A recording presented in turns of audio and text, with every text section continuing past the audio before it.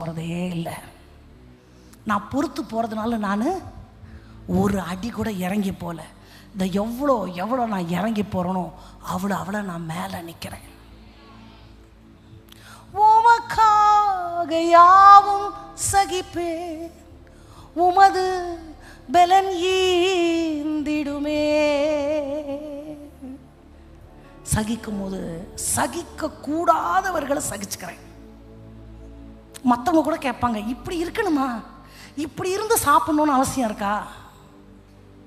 பரவாயில்ல, நான் self respect, dignity இதெல்லாம் மெயின்டைன் பண்ணணும்னு நினச்சேன்னா நான் என் குடும்ப வாழ்க்கையை கட்டவே முடியாது.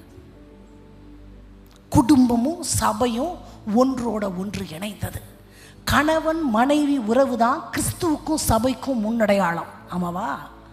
சபையை குடும்பமாக தான் ஆண்டவர் ஒப்பிடுகிறார். குடும்பத்தை பரலோகத்துக்கு ஒப்பிடுகிறார், பரலோகத்தை சபைக்கு ஒப்பிடுகிறார். இதெல்லாம் ஒன்றோடொன்று பின்னி பின்னி பின்னி பிணைந்து காணப்படுகிறது. அப்போ ஆண்டவர் பெண்களுடைய முக்கியத்துவம் என்னன்றது உங்களுக்கு தெரிஞ்சு கொள்ளணும். குடும்பத்துக்கு பெண் அவ்வளோ முக்கியம், ஏசப்பாக்கு பெண் அவ்வளோ முக்கியம். ஏசப்பாக்கு நீங்கள் ரொம்ப முக்கியம். நான் எல்லா இடத்துலையும் போனால் ஒரு கேள்வி கேட்குறேன், உங்கள் இடத்துலையும் அந்த கேள்வியை நான் கேட்குறேன். நான் ஏசப்பா மேலே காட்டுற பாசம் பெருசா, ஏசப்பா என் மேலே காட்டுற பாசம் பெருசா? கரெக்டாக பதில் சொல்லுங்கள். நீங்கள் காட்டுறது பெருசா? ரொம்ப கிளவராக இருக்கிறீங்க, சமத்து. ஏசப்பா என் மேலே காட்டுற பாசம்தான் அப்படி தானே நம்ம நினைக்கிறோம்.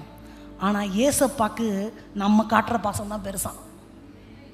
ஆமாவா? எப்படி? ஸ்திரீகளின் நேசத்தை போல இருந்துச்சு யோனத்தானுடைய நேசம். அப்போ ஆண்டவர் பாசத்திலேயே ஹைலைட்டான பாசம் யாரோட பாசம்னு சொல்றாரு? ஸ்திரீகளை தான் சொல்றாரு. ஒரு தாய் தேற்றுவது போல நான் உங்களை தேற்றுவேன். அப்போ யாரோட தேற்றுதல் தான் பெருசு? நம்ம நினைக்கிறோம் ஆண்டவர் என் மேலே காட்டுற பாசம் தான் பெருசுன்னு நாம நினைக்கிறோம். அவர் நினைக்கிறாரு நீ காட்டுற பாசம் தான் ரொம்ப பெருசுன்னு. எத்தனை பேருக்கு ஆசை, ஆண்டவர் நான் இன்னும் நேசிக்கணும், இன்னும் என் பாசத்தை நான் ஆண்டவர் மேலே நான் ஊற்றணும், அவருக்காக நான் எல்லாவற்றையும் செய்யணும், அவருக்காக நான் சகிச்சுக்கணும், அவருக்காக பொறுத்துக்கணும், சிலுவையில் அவர் பட்ட பாடுகளை நான் நினைக்கணும், அதில் நான் பங்கடைய வேண்டும் என்றால் சபைகளுக்கு உரைக்கப்பட்டது போல எல்லாவற்றையும் என் மேலே ஏற்றுக்கொண்டு எல்லாவற்றையும் தன் மேலே அவர் சுமந்தது போல நானும் சுமக்கணும். குடும்பத்தை கட்டி காக்கிறது என்னமோ கணவனுக்கு செய்கிற சேவகமாக நினைக்காதீங்க, அது ஆண்டவருக்கு செய்கிற சேவகம்.